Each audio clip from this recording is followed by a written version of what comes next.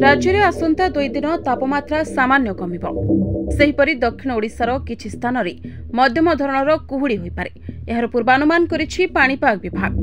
पाणीपागर पूर्वानुमान अनुसार पश्चिमा झड़ अपसारण परे उत्तर पश्चिम दिगरु ठंडा और शुष्क वायु राज्य को प्रवेश करुछि।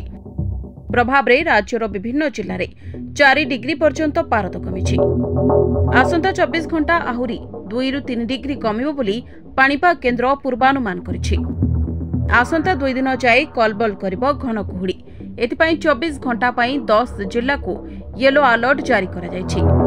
नयागढ़, कलाहांडी, गंजाम, गजपति, रायगड़ा और कोरापुट समेत 10टी जिल्ला रे घन कुहुड़ी हेबार संभावना रहिछि। सेहीपरि आसंता काली अर्थात मंगलवार भद्रक, केन्द्रापड़ा, जाजपुर, जगतसिंहपुर, कटक, अनुगुल, ढेंकानाल रे मध्यम धरणर कुहुड़ी होई पारे। जानवाहन धीरे चलाइबा पई परामर्श दिया जायछि।